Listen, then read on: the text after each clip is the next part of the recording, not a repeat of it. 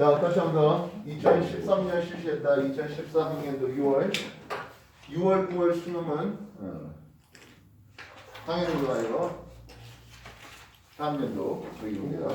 질문할 거 진짜 많은데. 자, 뭐 1번부터 하자고? 네. 1번. 진짜 많아요. 저기서 냈어 마이크로파가 이용되는 예를 순서 없이 나타냈대. 저번에 우리가 파동을 얘기를 하면서 파장에 따라서 또는 진동 수용력에 따라서 우리가 전자기파를 분류해봤다. 눈으로 볼 수 있는 것을 뭐라 부른다? 가시광선이라고 그러지? 가시광선이라는 이름을 써. 대략 파장은 400에서 700 나노미터 되는 파장을 볼 수 있겠고, 자색광 더너가 있다. 그러면 파장이 더 짧아지는 거라고요. 자외선, 울트라바이올렛, 그 다음에 엑선, 감마레 이렇게 하면서 파장이 좀 더 짧아지는 것을 볼 수 있겠고, 어면 프리퀀시 진동수는 좀 더 커지는 것을 볼 수 있겠지. 진동수는 크다라고 봐야지 길어진다는 게 아니라. 되겠나? 그러면 붉은색 광, 적색 광 더 넘어 있으면 뭐라 불러? 적외선 그거고, 각종 마이크로웨이브. 물론 마이크로웨이브도 뭐 초파용기도 TV 파다, 라디오 파다, 뭐 AM 파다, FM 파다 뭐 이렇게 구분하는데 뭐 그게 중요하지. 그럼 이쪽 파장이 긴 쪽, 진동수는 작은 쪽이지. 이해됐어? 그래서 공항 검색 때에 사용되는 것은 아무래도 엑스레이를 이용하지. 뭐야 적외선이랑. 적외선이 다 아니야? 아 그럼.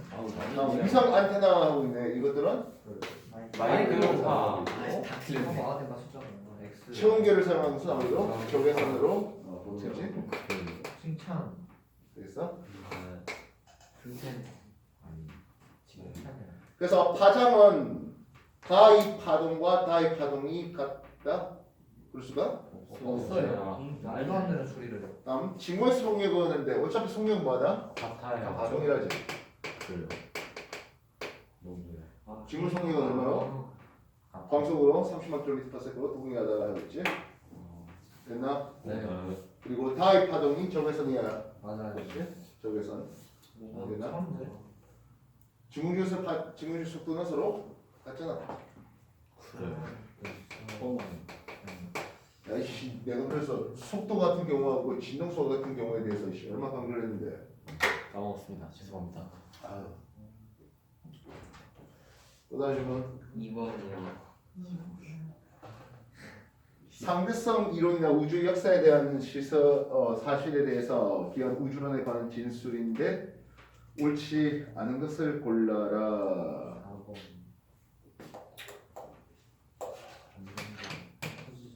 1번 일정한 상대 속도로 움직이는 두 관측자가 측정한 진공에서의 빛의 속력은 했어. 어차피 빛의 속력은 누구나 다 똑같지? 이해됐어? 그래서 빛의 속력은 지구 공전 방향으로의 측정이다. 지구 공전 반대 방향 측정이다. 빛의 속력은 누가 측정해도 다 똑같다라는 내용을 소개하는 거야. 두 번째, 지표면에서 관측했었는데 운동하는 미온은 정지한 미온보다 수명이 길다. 우리가 정지한 관찰자가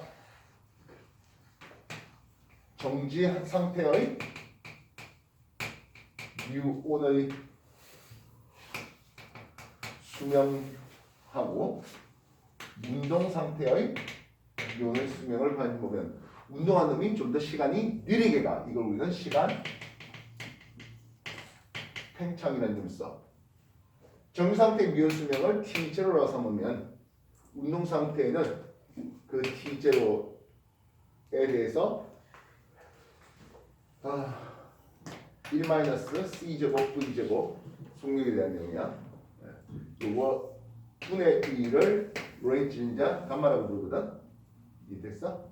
그거만큼 길게 느껴지는 거야. 자, 우리 감마는 1보다 커이.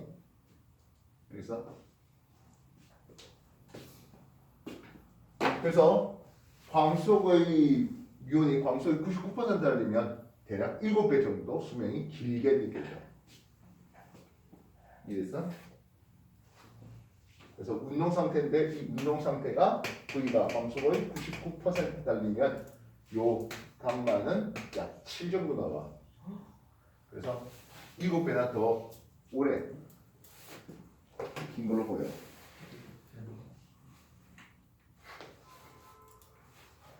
태양 근처를 지나간 빛의 경우가 휜다. 우리가 중력에 의해서 빛의 휜을 확인할 수 있었고, 아인슈타인이 일반 상대성 이론을 1919년에 발표했는데 1926년에 에디턴이 실제로 빛이 중력에 의해서 휘어짐을 보여주었어. 이런 건데, 태양에 대해서 지구가 공전을 이렇게 하고 있었어요. 됐나?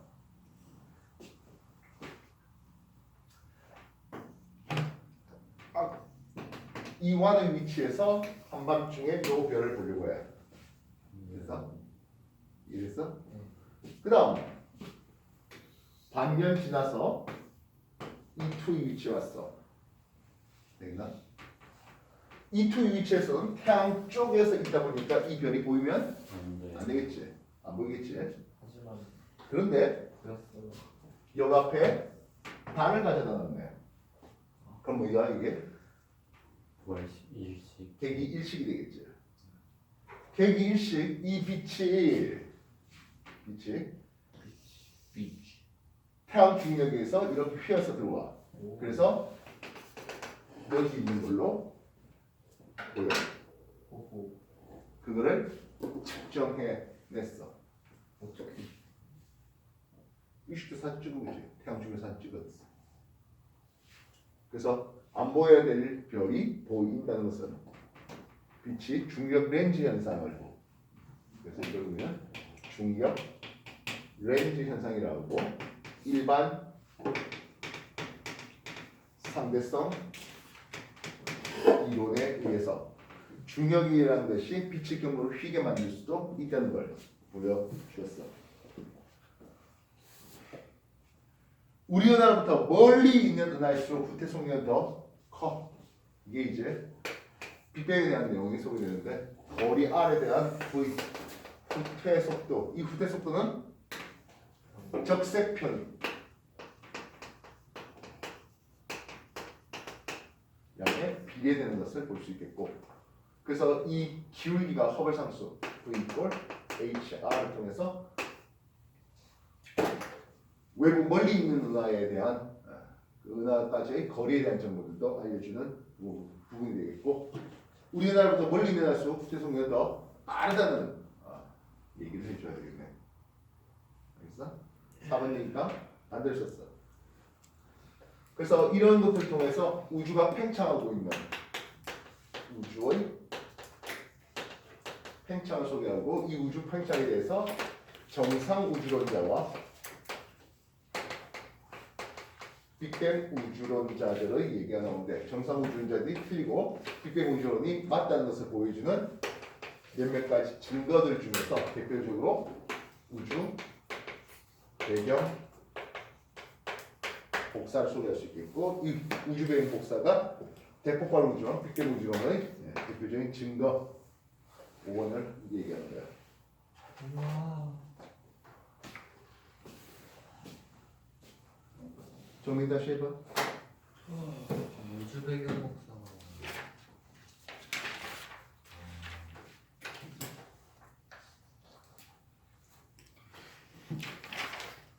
우주여행 복사는 일반기 고등학교 학생들은 1학년 통합과학을 할 때 이제 살짝 더 소개가 되는데, 빅뱅을 통해서 우주 나이 38만 년 정도 되었을 때, 우주의 온도가 한 3000 켈빈 정도로 식어졌을 때, 그래서 전자가 원자핵과 결합해서 원자를 만들면서 이제 빛과 물질이 분리됐을 때, 그때 직진에 나온 빛이 우주 사방에서 엄청난 적색편을 거쳐서 지금 우리한테 오고 있는, 그걸 우주배경 복사로 부르고, 그래서 빅뱅 우주론자들이 예측한 거는 3켈빈의 우주배경 복사가 사방 팔방에서 올 거야.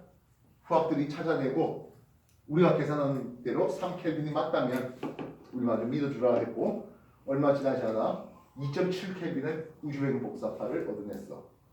3켈빈 복사파일에 대해서 30켈빈짜리가 왔다면은 너무 오차가 큰데 2.7켈빈이니까 꽤 근사하게 왔기 때문에 우주배기 복사 우주가 비계우주론자들의 계산대로 우주가 탄생했다 이렇게 이제 지금까지는 믿어지고 있는 내용이야. 또 다른 이론을 내고 또 다른 비계우주론자들이 말할 수 없는 또 다른 증거들을 내면 또 다른 우주론이 나오겠지. 그래서 비계우주론을 통해서는 우주가 계속적으로 팽창하면서 우주의 밀도가 낮아지고 우주의 온도가 계속 낮아진다라고 얘기하는 게 이번 얘기에서 또 다른 질문 5번이요. 4번. 네 가지 기본 상호 작용인데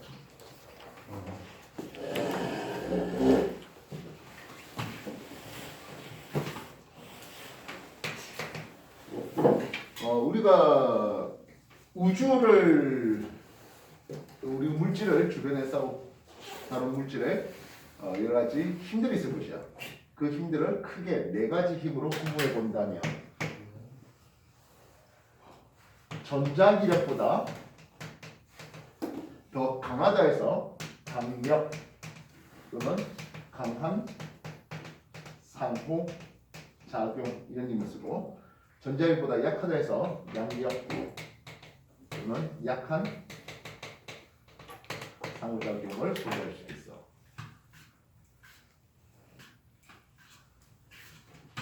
그리고 마지막으로 하는 게 중요한 게 있겠네. 강력은 우리가 양성자라 불러주는 놈 안에는 업, 다운, 쿼크라는 것들이 있는데 이 쿼크들을 묶어주는 힘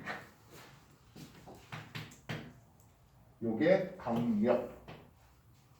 또한 양성자와 양성자라는 서로 플러스 전기를 띠는 이 전자기력 엄청나게 반발하는 놈을 중성자가 묶어줄 수 있게 만드는 즉 핵에 중성자가 없다면 양성자끼리 서로 모일 리가 없잖아. 플러스 전을 띠는 놈들이 밀어내는 전자기력을 이겨내고 묶어줄 수 있도록 중성자가 발휘하는 힘 이런 것들을 우리는 강력이라는 이름을 써.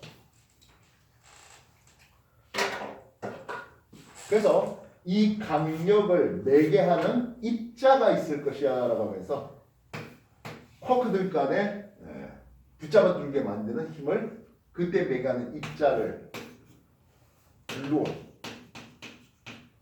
중성자가 양성자를 묶어줄 때 그때 관여하는 입자가 있을 거야. 그 입자를 파이온이라는 이름을 써.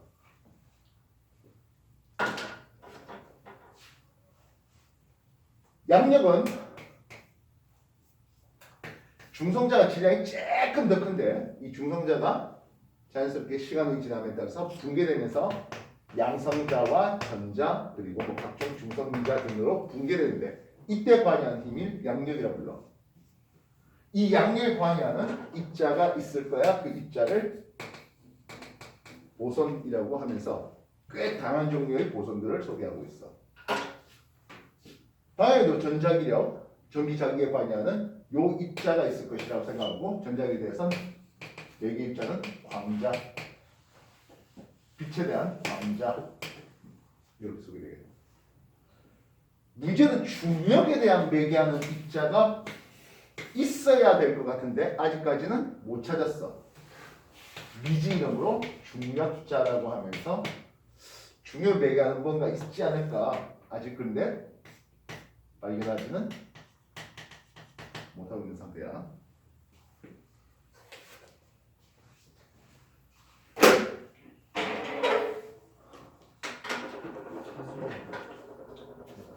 오 번 보자. 다시 전하를 띈 입자들은 전자기력을 관여하게 되는데 광자에 대한 광자를 주고받으면 전자기 상호작용, 전자기력에 관여하겠다. 핵자 속에 있는 나는 글루온을 주고받으며 글루온은 양성자 또는 중성자. 중성자는 업, 다운 쿼크들로 구성되어 있어. 그래서 이 중성자를 이루는 쿼크들을 역시 붙잡아두는 놈이 글루온. 주어는 강한 상호작용을 하겠다. 그럼 나는 쿼크라는 이름을 쓸 수 있겠지? 약한 상호작용에 의해서 중성자가 양성자를 변하는, 그래서 전자를 내놓는, 이걸 우리는 전자선을 베타선이라는 이름을 쓰는데, 베타 붕괴에서 중성자를 구성하는 쿼크가 보손을 통해 렉턴 이쪽인 전자와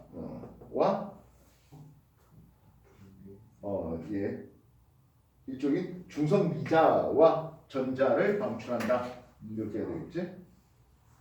그리고 중력자가 있을 거다 했는데 뭐 발견하지는 못했다라고 하고 있어. 그래서 기억한 광자가 되겠고,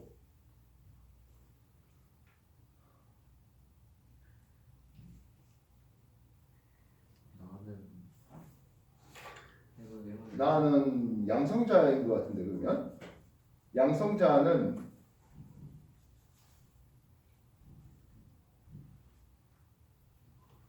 가를 주고받으면서 전자와 상호작용을 할 수 있다. 양성자라면 전자기력과 전자와 전자기력을 주고받을 수 있겠지.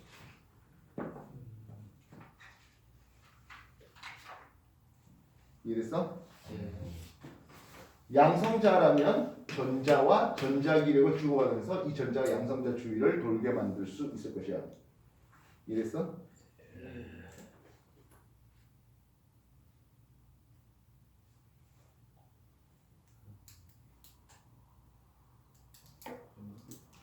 다음 팁은 중성미자인 것 같은데, 다가 중성미자라면 말 그대로 중성이다 보면 전기장에서 힘을 받지 않지. 되겠나? 5번은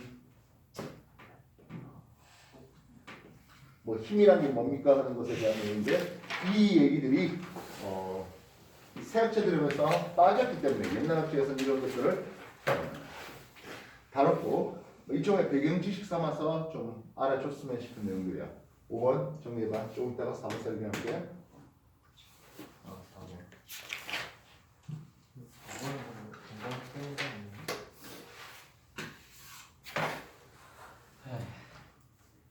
저 9번도 해주세요. 알았어. 저 질문하니까 엄청 많은데. 이거 지금 왜 틀리고 진짜?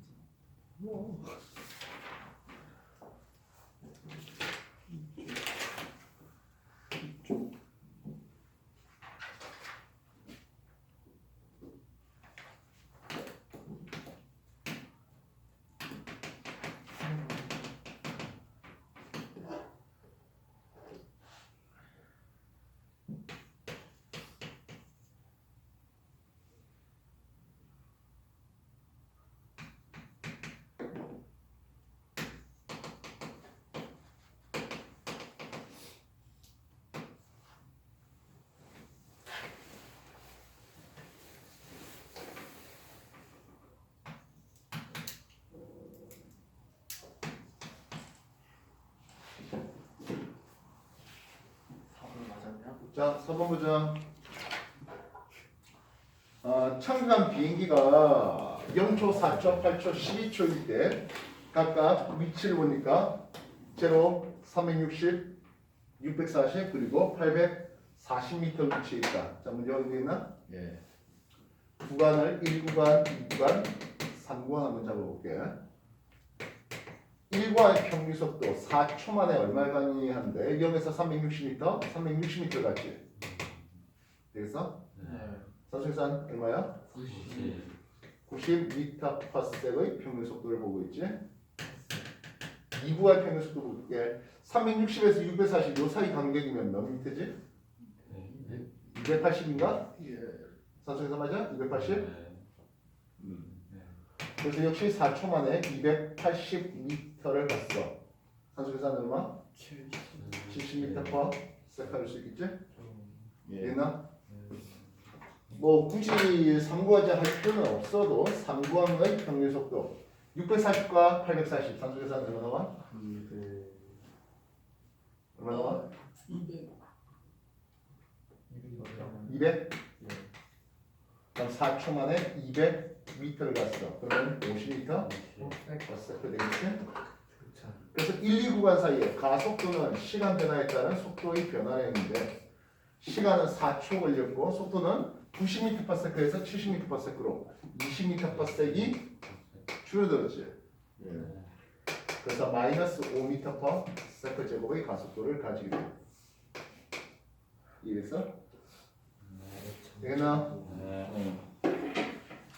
기억 가속도의 크기는 5m/s 제곱이라 해야 되겠어. 여기도 똑같이 20m/s의 속도가 감소했으니까. 되겠나? 그렇다면 착륙하는 이 순간의 속도를 물었잖아. 착륙의 이 순간의 속도로부터 4초 동안 이동한 거리는 360m야. 변의에서는 V0t 플러스 2분의 1 AT의 제곱에서 360m를 갔대. 처음 속도는 모르겠고 시간은 4초야.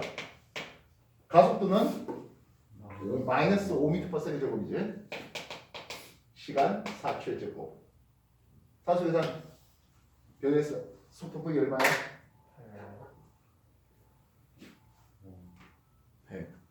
100이야? 그러면 니은이 100이라고 한 게 맞지?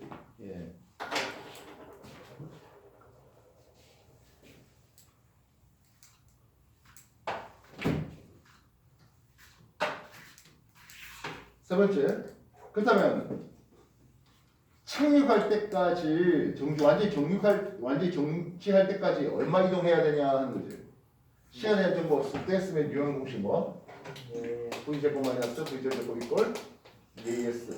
나중 속력이 제로가 되는데 처음 속력은 방금 100이라 했잖아. 되겠나? 두 배. 가속도는 마이너스 5를 주고 변했어. 되겠나? 마이너스 100제곱이면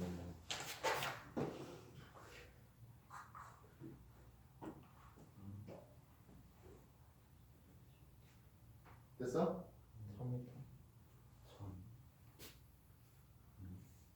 그러면 S는 1000m가 나와. 1km면 멈출 수 있겠네? 됐어?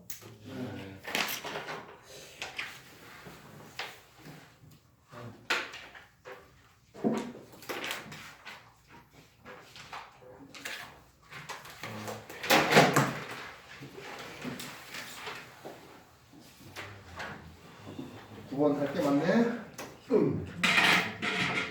이거 쉽지 않아.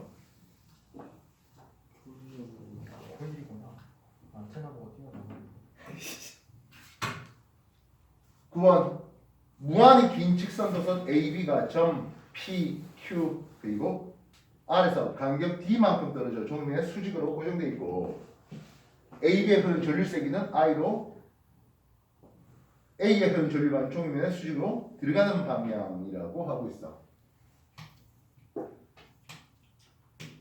A에 대해서 전류가 I만큼으로 들어가는데 전류 잡고 오른손 끌어야지.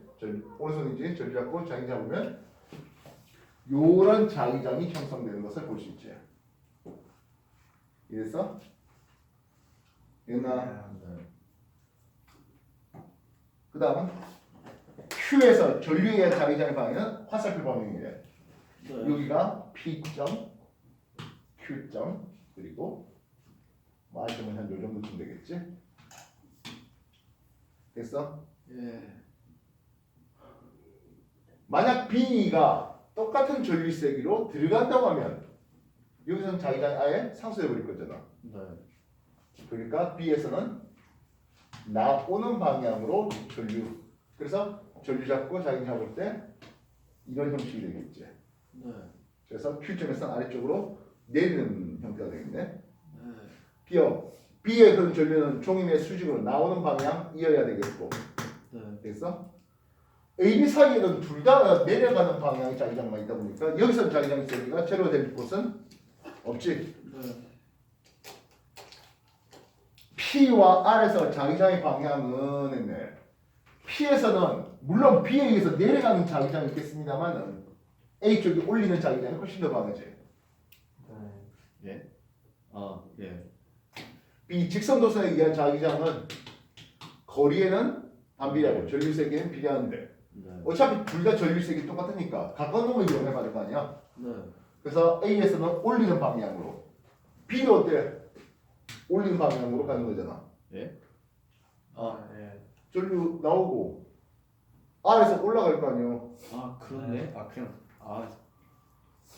그래서 둘 다 위쪽으로 올리는 방향이네. 그러니까 이게 도는 걸로 생각하면 안 되고 이쪽은 이렇게 가는 거니까 여기서 올라가는 방향, 여기는 이렇게 가는 거니까 여기서 올라가는 방향이지. 정확하다. 그러니까 둘 다 올라가는 방향이잖아. 도는 방향 말하는 줄 알아. 예. 됐어? 됐냐? 예. 또 다른 거? 저요 6번이요. 6번? 이제 틀렸네요. 틀렸어. 그러면 행성을 한 초점으로 하여 동일한 타원 궤도를 따라서 공전한 위성 A, B가 각각 행성과 가장 가까운 지점과 가장 먼 지점을 지나는 순간의 모습이고 인공위성의 질량은 A, B의 질량 각각 2m이라고 한다. 동일한 타원 궤도를 따라서 공전한대. 동일한 타원 궤도를 행성이 있고 동일한 타원 궤도에서 근일점과 원일점을 따라서 동일한 타원 궤도 위치에 인공위성 A하고 B가 있는데 A의 질량은 m이었고 B의 질량은 2m짜리야 하고 있다. 되겠나? 되겠나? 네. 시간이 지나도 A와 B를 잇는 직선은 항상 행성을 지납니다. 이게 행성에 대해서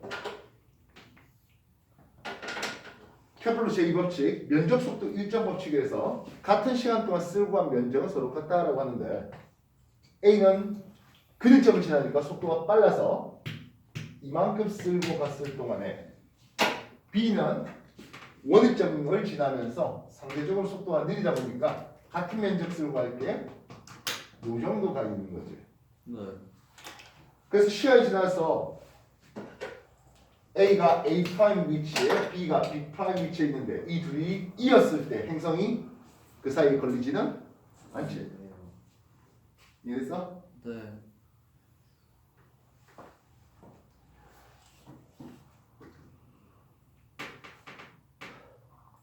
A와 B가 각각 P점을 지나는 순간의 가속도는 네. 어차피 P점이라고 하는 것이 요즘의 얘기인데 그치? A가 P를 지나든 B가 P를 지나든 어차피 행성에서 거리가 똑같잖아. 네.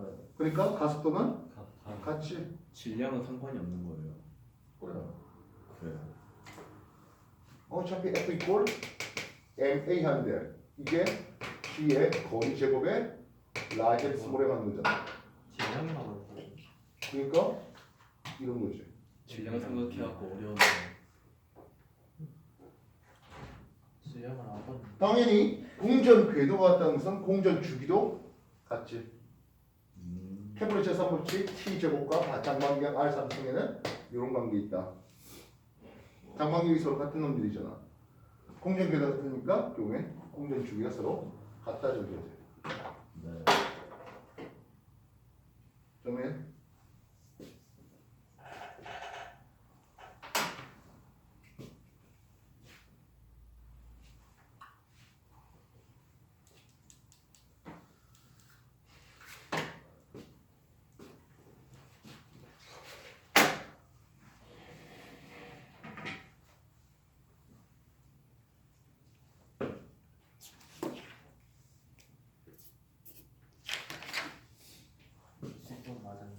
자, 또 몇 번 필요해?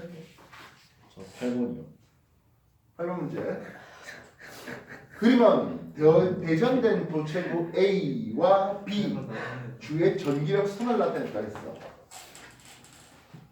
A는 기본적으로 8번.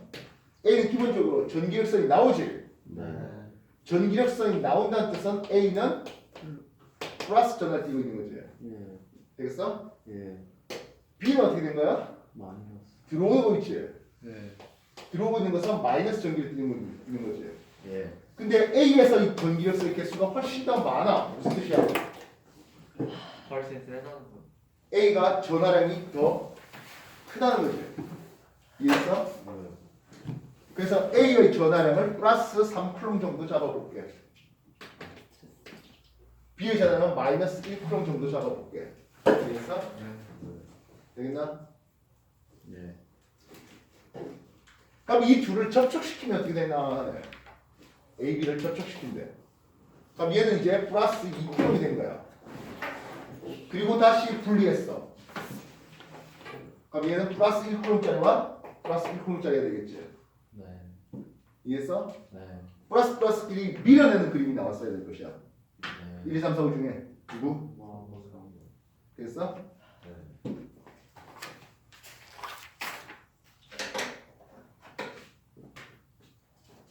또 다른 거? 10번이야. 10번? 질문하다 시간 다 가겠는데. 원래 그런 시간이야. 그래요? 그래요? 그러니까 니들이 먼저 풀었으면 앞에 30분 정도 30분까지는 아니었지. 그 시간이 없이 바로 문제 바로 질문하는 시간이 되잖아. 집에서는 의욕이 안 나요. 지루하지. 집에서 집에 바로 앞에 노트북 있고 바로 앞에 핸드폰 있고 바로 앞에 TV 있는데. 바로 앞에 대게가 저 있잖아. 물론 살아?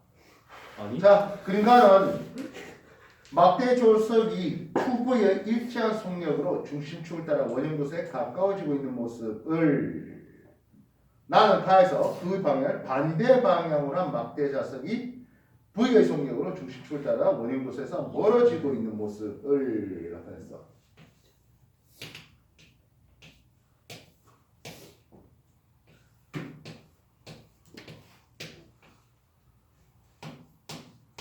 얘는 N극이 2V 속력으로 다가오고 이쪽은 S극이 V 속력으로 멀어진다라고 하네. 되겠나? 됐나? 네. 원형도서에서 일어나는 현상인데 일단 N극이 다가오는데 유도전류는 자석의 변화를 방해한 방향으로 만들어주고 N극이 다가오면 다가온 것을 방해하게 N극 올리고 돌리면 유도전류는 이렇게 돌아가지. 이해했어? 그래요. 오른손이나 왼손 가면 안 되지. 이때 N극이 다가온 것을 막아주기 위한 거니까 당연히 청력 밀어내는 힘이 걸려. 그럼 S극이 멀어지려고 해. S극이 멀어지려고 하면 그것을 붙잡아야 되니까 여기는 인력이 걸리겠지. S를 붙잡아주려면 N극이 만들어져야 되고 역시 유도전류 방향은 동일하네. 지우지 않지. 이해했어? 예. 가에서 막대 자석에 의해 원형도서를 통과하는 자기력 선속은 했어. 어차피 이 자기력 선속은 당연히 증가되는 거잖아. N극이 다가오기 때문에. 네. 자기력 선속이 증가하고 유도전류 방향은 가나에서 모두 다 동일한 방향으로 걸리고 있지. 가나가 막대 자석의 원형도서 중심에서 같은 거리에 있다고 했는데 이때 속력이 빠른 쪽은 당연히 유도전류 세기가 세지. 그래서 유도전류 세기는 가가 더 큰 유도전류가 걸리지. 이해됐어? 네.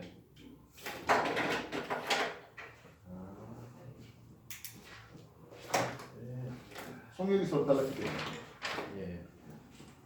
한거 14분. 네. 어디서 써 이게 1.5지? 가운데로 선다는 거.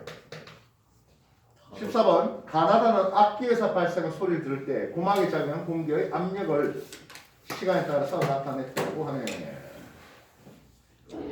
가의 음은 도고 도는 평균을 공기에서 진동수 비율을 나타낸 것이다. 같은 파형이 나올 때가 t지. 네. 되겠어? 그래서 얘는 주기 t가 되고 예. 나는 제로 t 사이에 같은 파형이 한 번 더 있지. 네. 그럼 얘 주기는 2분의 t. 2분의 t가 될 것이야. 되겠어? 네. 나는 t 안에 한 번 반 들어왔지. 이게 한 번 반이에요? 요리 돼 있잖아. 0에서 t까지. 그렇게 보는 거예요. 이게 한 번이고 반 1.5 파장이잖아. 아. 아니 저 그 뭐지? 그 사이에 이렇게 간격이. 그럼 요 주기는 얼마야? 3분의 2 t가 주기지. 네. 되겠나? 네. 그리고 가음이 도라고 했어. 됐나? 기억. 나의 주기는 2분의 t라고 써야 되겠지. 됐나? 나의 음은 가보다 한 옥타브 더 높다. 우리가 이쪽의 진동수 F면 주기가 반전되면 2F 될 거잖아. 네. 2F 되니까 또 다른 도레미 슬롯이 도하는 한 옥타브 차이가 나지. 네. 이해됐어? 네. 주기가 3분의 2면은 진동수는 1.2 2분의 3F 1.5F 될 거 아니야. 네. 1.5에 높은 것이 솔 음이네. 아. 도레미파 솔 음이 되겠네. 그래서 타의 음이 솔이다. 솔이 진동수 비율이 도 대비 1.5 진동수가 되니까. 되겠어? 네.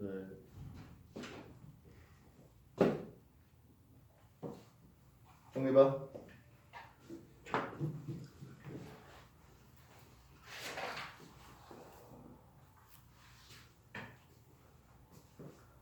정리해라.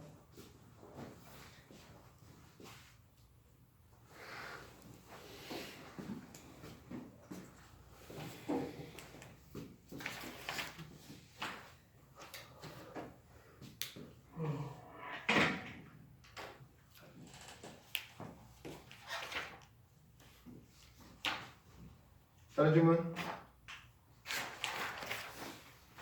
아, 16번이요.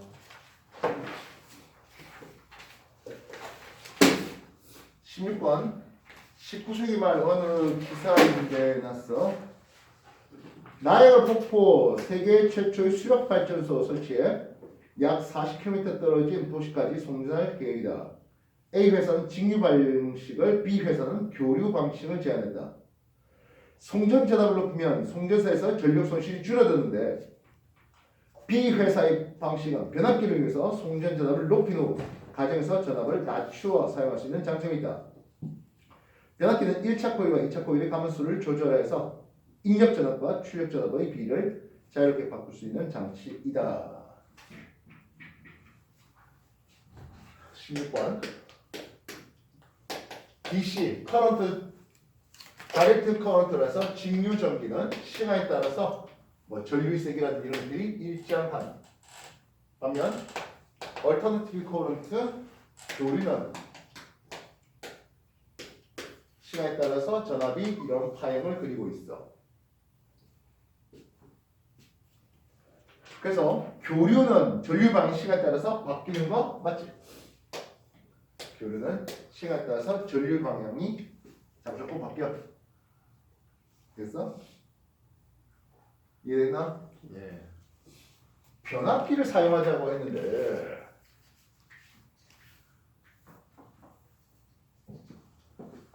여기서 발전소에서 100V의 전압과 1A의 전류가 흐르고 송전선에서 저항이 예를 들어서 1옴이었다고 한다면은 하겠어. 이건 시공 정도 없다. 되겠나? 그래서 처음에 보낼 때 송전 전력 전력 P는 VI 이렇게 쓰면 되지? 그래서 100V 1A니까 100W를 보냈어. 근데 이 송전소에서 저항이 있다 보니까 여기서의 전력 손실이 벌어져. 전력 손실이 벌어지면서 P 프라임 손실 전력 손실량은 물론 VI 써도 주지만 I 제곱 R을 쓸 수 있겠다고. 네. 전류가 1A에 흐르고 저항값이 15미니까 10W만큼 송전에서 전력 손실이 벌어져. 네. 그러면 수용가에서 가용 전력은 여기서 100W를 보냈는데 10W 손실됐으니까 P-P' 해서 여기 90W만큼 쓸 수가 있다고. 여기까지 이해됐어? 네. 근데 만약에 중간에 변압기를 한번 사용하자. 변압기를 통해서 1차 코일 가면수와 2차 코일 가면수 B를 조절했는데 1대 10으로 N 대 10N으로 올린다면은 전압은 100V에서 1000V로 올라가고 전류는 0.1A로 바뀌어. 네. 역시 송전 전력은 100W는 똑같아. 네. 그 다음에 이쪽에서 손실 전력은 I 제곱 R을 통해서 0.1A 제곱의 저항 10하니까 0.1W로 예전보다는 100분의 1로 줄어들었어. 전압을 100배 올리면 전압을 10배 올리면 전류는 10분의 1로 줄어들고 송전 전력은 과거보다 100분의 1로 줄어들어. 그 다음 수용가의 가용 전력은 100W에서 꼴랑 0.1W 빠졌으니까 99.9W를 수용가에서 가용 전력으로 쓸 수가 있어. 그래서 전압을 M배 승압시키면 물론 여기서 이제 다시 감압을 해야 되겠지. 네. 그 녀석의 감압은 M배 승압시키면 전류는 M분의 1로 감소하고 전력 손실은 N제곱분의 1로 역시 감소하는 이게 교류 전기의 장점이야. 그래서 니은 송전소에 흐르는 전류가 작아지기 때문에 전력 손실을 줄여들게 해줄 수가 있어. 니은 얘기가 맞고 D건 전압을 높일 때에는 1차 코일 가만수 대비 2차 코일 가만수가 많아져야 돼. 앞에 여기서 패러데이 법칙에서 비전력 V는 마이너스 N에